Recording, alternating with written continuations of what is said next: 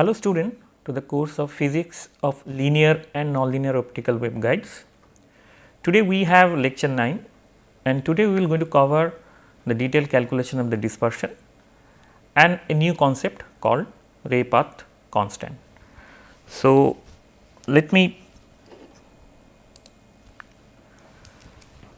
write it down. Today we have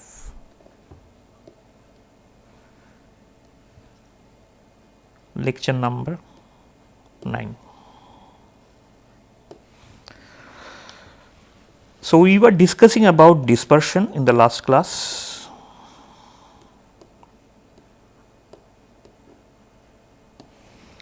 And mentioned that when an optical pulse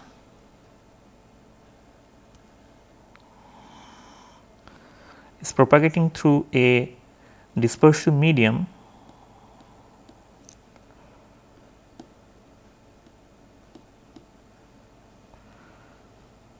encounter a dispersion and as a result there is a temporal broadening. So, this is T, this is T. So, if I have T 0 as a width here, this width becomes say T 0 prime, where T 0 prime is greater than T 0. And in the communication, this is a problem, these things is a problem. So, we will going to discuss that as well, but today we will going to calculate the dispersion in terms of. So, there are two kind of dispersion we discuss. One is intermodal dispersion,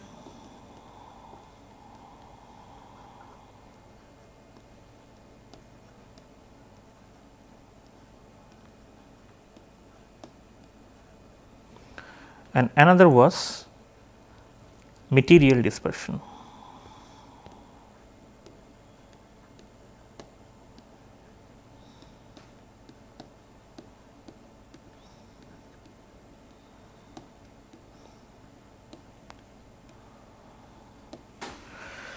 So, we can calculate the intermodal dispersion using the ray concept. So, let us do that today. First, calculation of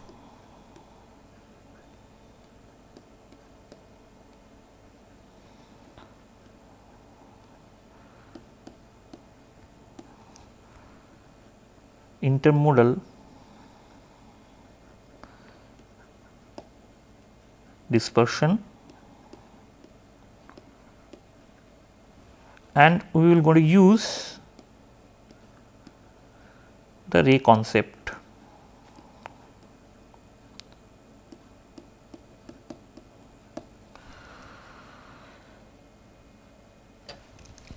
So, let us first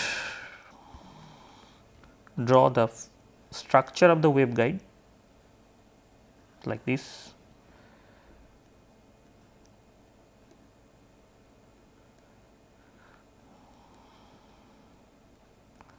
This is the axis of the fiber core, this is N1 refractive index, this is N2, this is N2 refractive index, where N1 refractive index is greater than N2. And if I launch a light here, let us make a different color,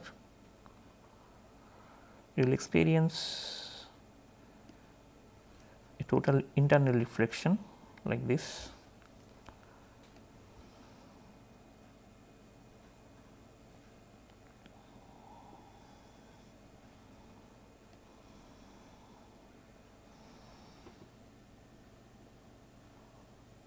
And hit here. So, this point is A, this point is B, this is C,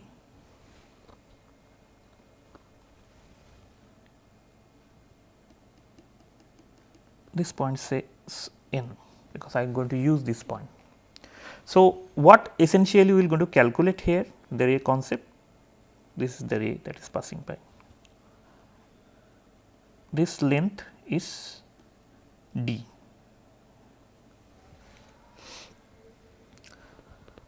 So, the time that we are going to take the ray ABC and some other ray, that we are going to calculate, and we find there is a time lag between these two ray paths, and this time lag is essentially the value of the dispersion in ray concept. So, we will going to find first the time lag of these two rays.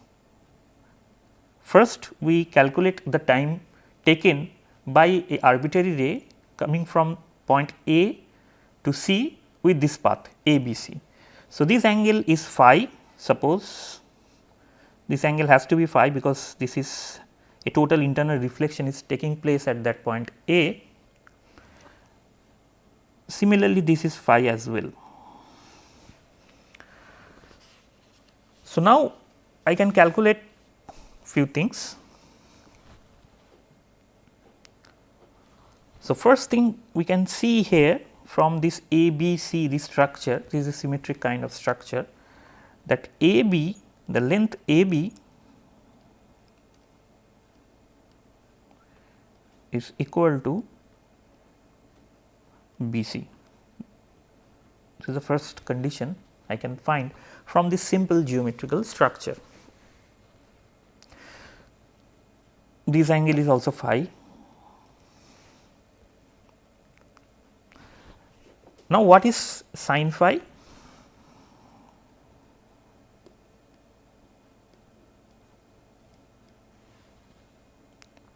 Sin phi is AN divided by AB.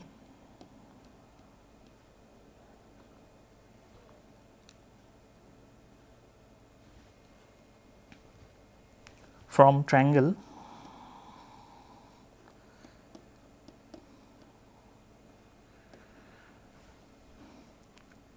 A B N. So, this information I have beforehand, and now we calculate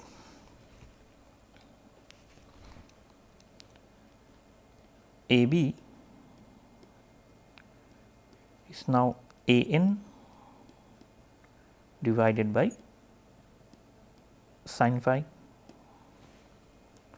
In a similar way, I can write BC is equal to NC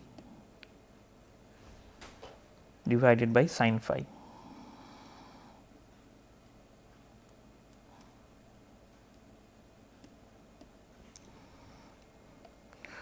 This is from another triangle NCB. From NCB I can write the similar thing. Now, what is AB plus BC?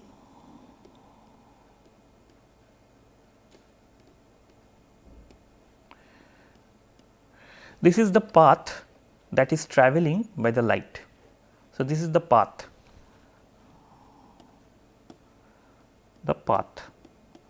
that is travelling by this ray. Now, I can write this AB plus BC in terms of sin phi, because I need to find out the relationship with this angle, whatever the angle it is making phi, with the distance. So, AB plus BC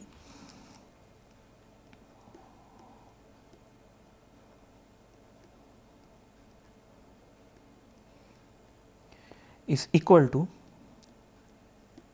AN plus NC divided by sin phi. What is AN plus NC? This is the length of the fiber, whatever the length it is travelling, this is the length of that amount, and this length, suppose it is L. So, this is this length, the straight line length for the point AC. However, the ray is travelling through this path with a reflection. So, if it goes to a straight line, then it will going to take a smaller amount of time, that is quite obvious, but since the ray is passing through this internal reflection, it will take a little bit longer time, because it is travelling a larger amount of path. So, A n plus n c, as I mentioned, it is the length of the fiber. So, I can write L divided by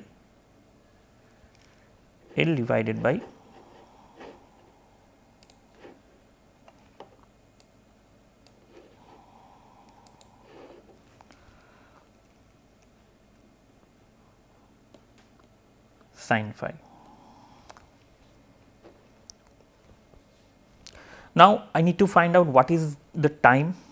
It is, I need to erase this because there is no minus sign. So, t, that is the time that should take the path from go to A to B point through this A to C point through this reflection, should be AB plus BC whole divided by the velocity, and we know the velocity inside a medium of refractive index n can be written as c divided by n1, because n1 is a refractive index and c is the velocity of light. So, here v is a velocity of the ray of the velocity of the light rather,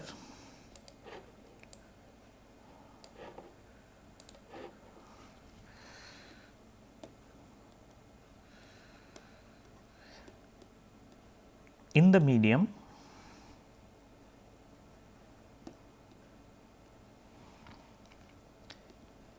N1 is the refractive index of the core, and C here is the velocity of light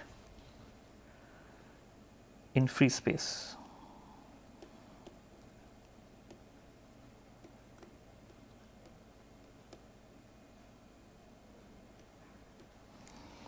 In free space.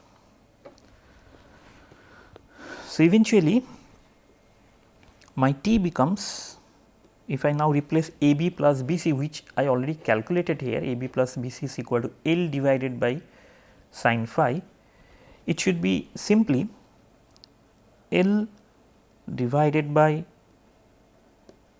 sin phi multiplied by N1 divided by C. So, N1 L divided by C sin phi.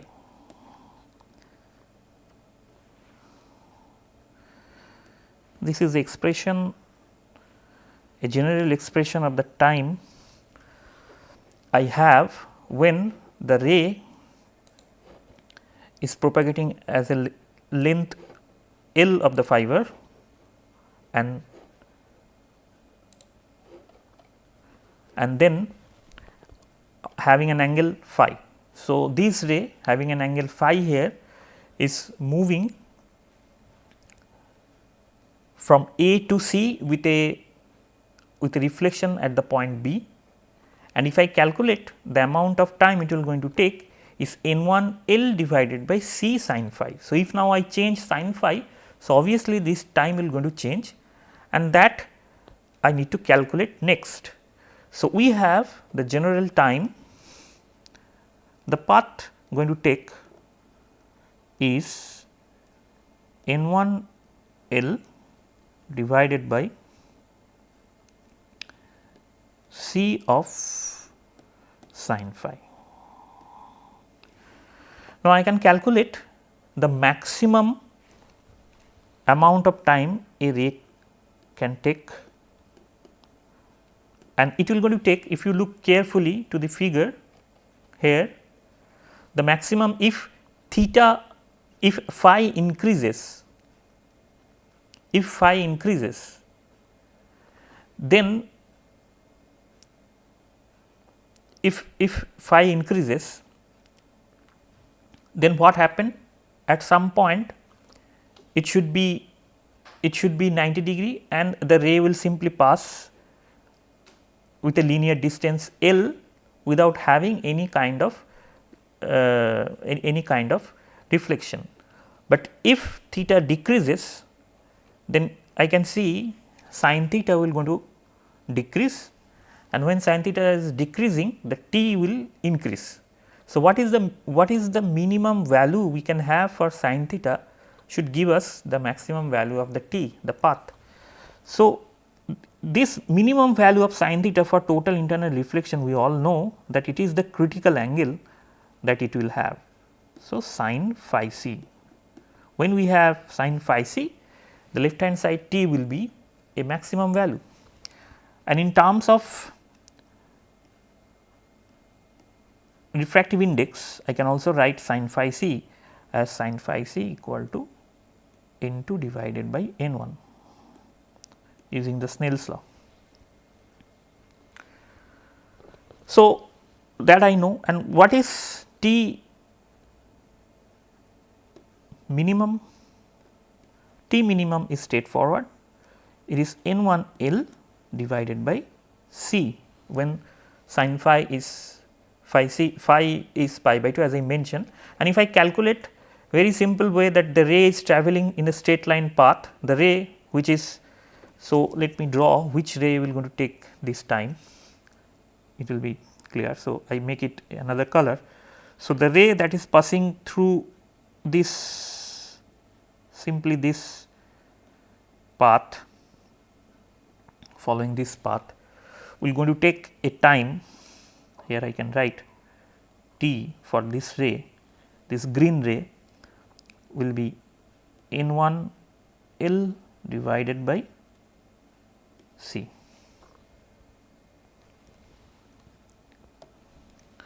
So, these two ray is having a T max and T min. So, obviously, there is some time difference between these two ray. So, when we start from one single point, so one ray will going to take this time T max and another ray will take T min. So, there is a maximum difference between these two rays, which is basically the measurement of the dispersion in this problem.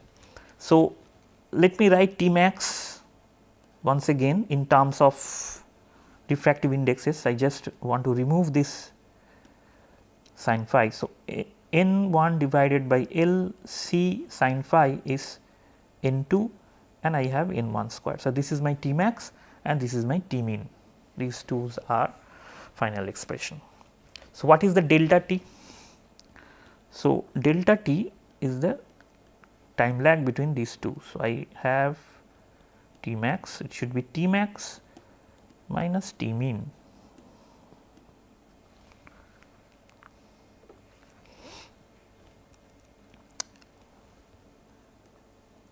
I have T max as n1 square L divided by n2 C minus L n1 divided by C.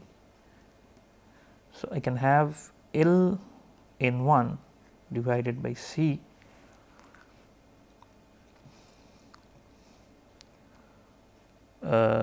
common, and then I can have something like n1 divided by n2 minus of 1, or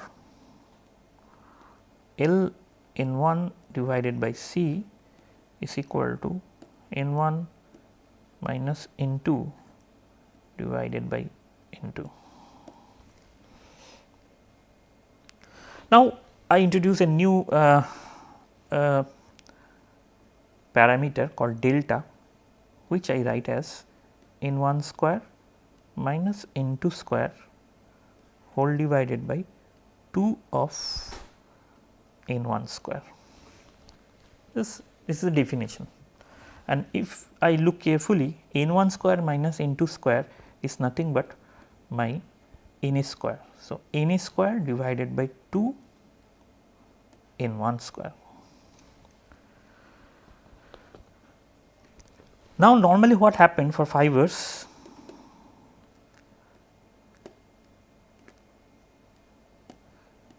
n1 is very nearly equal to n2, the refractive index difference is normally small. In that case, delta can be near delta can be written in terms of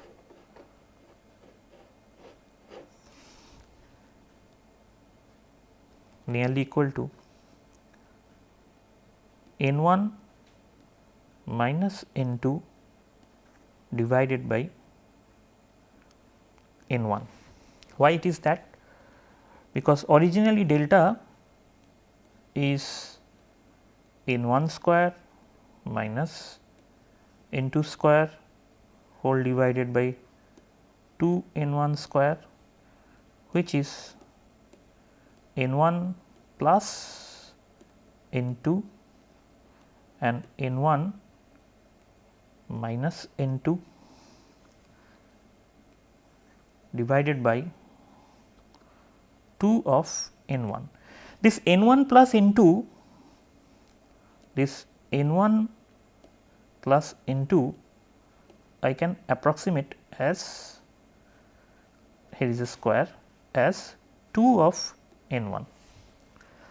So, if I make an approximation that since n1 is very close to n2, so n1 plus n2 is very nearly equal to 2 n1, then delta can be simplified as n1 minus n2 divided by n1. It is just to write this stuff in this way. Then my delta t will be simply L n1, I can write it as L n1 C divided by n2, then n1 delta.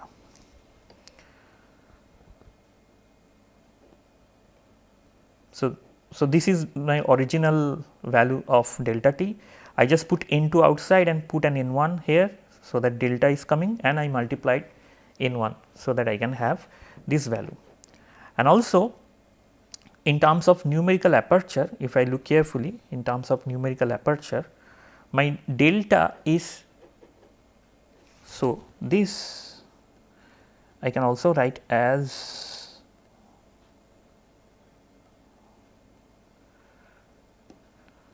delta was originally in terms of numerical aperture, this, so I can write L n1 divided by C n2, then n1 delta was originally n a square divided by 2 n1 square. So, I can make use of that. So, I can make use of that, and I can write it as delta, let me write it, delta equal to n a square divided by 2 of n1 square. So, I will put it here, n a square divided by 2 of n1 square. So, it becomes simply L C n2 n a square divided by 2. This is also a way to write this. So, either I can write in this way, or I can also write in this way in terms of delta. In many cases the value of delta is given to a fiber. If the value of delta is given to a fiber, then this should be the value of the dispersion, and this should be the value of the dispersion if the n a is given to the fiber.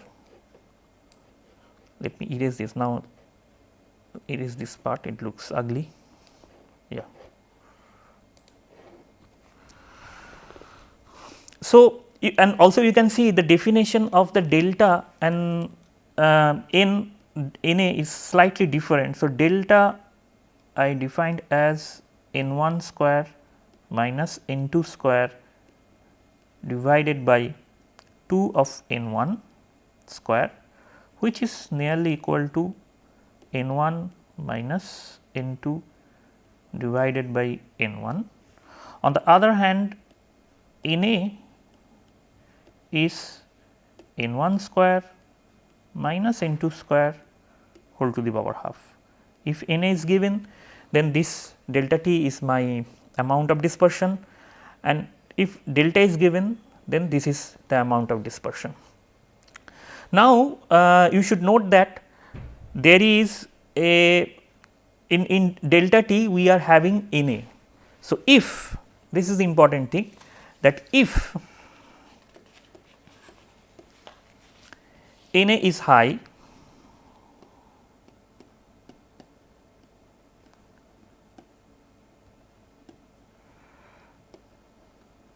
then dispersion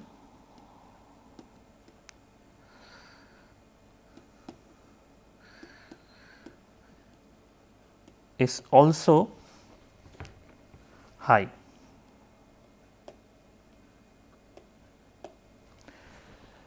If n A is high, the dispersion is also high. Previously, we have calculated that sin I c was proportional to n A. That means, if I want to increase the acceptance angle, one can increase that by increasing n A. But here in this calculation we find that if I increase n A, the delta t has to be increased also. That means, delta t will going to increase if I increase n A. So, if I want to have more and more light in the fiber, then I want to increase n A, so that I c can be increased. But at the same point, in that kind of cases, my dispersion also be too high. So, that is why it is not judicious to increase the n A, because the dispersion will be high in this case. Next, we quickly discuss about the refractive index profile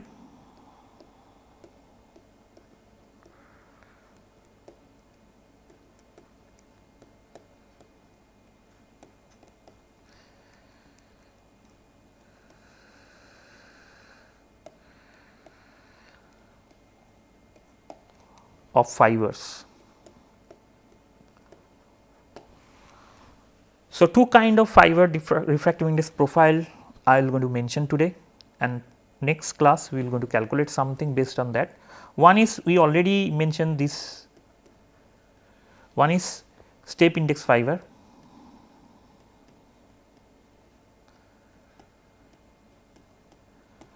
For step index fiber, we simply have a step like structure like this. This is n 1, this is n 2, and along this we have say x, and this point is x equal to a. So, n, which is a function of x,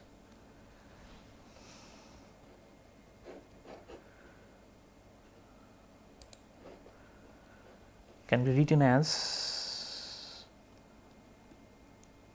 n 1 for x less than a and equal to n 2 for x greater than a. Another kind of refractive index quickly I like to mention,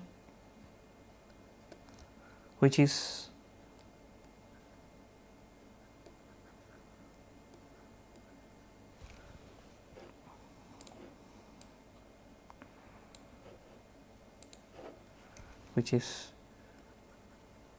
graded index. In graded index, the refractive index profile has a variation like this, a parabolic kind of variation. this is the central part, this is along x. So, this n is a function of x. So, I have to be careful in defining n. In this case n square x will be defined as n1 square 1 minus 2 delta x by a whole square. This happens when mod of x is less than a, and it should be n2 square when mod of x is greater than a. This point is my x equal to a. Using the delta, I can also verify that what happened at x point. So, delta is equal to half of n1 square minus n2 square divided by n1 square, that we know. And if I put this delta here in the expression, then I can verify that at x equal to a, n square a is simply becomes n1 square 1 minus 2 delta into 1, because I replace n to into a here, x to a here. So, this is simply n1 square minus 2 of delta n1, and delta n1 from here delta n1 square, and 2 of delta n1 square here is n1 square minus n1 square plus n2 square. N1 square cancel out. So, I will have this is n2 square. So, at x equal to a, from the profile we can see at this point it is simply merges to value n2, this is n2 square. So, I plot it as n square. So, if I plot, I should write it y axis as n square as a function of x. So, this value is square. So, with this I would like to conclude here, we do not have much time today. In the next class, with these two profile, we are try to understand a general path equation and how the ray will going to follow with this general path we calculate. Thank you very much for your attention.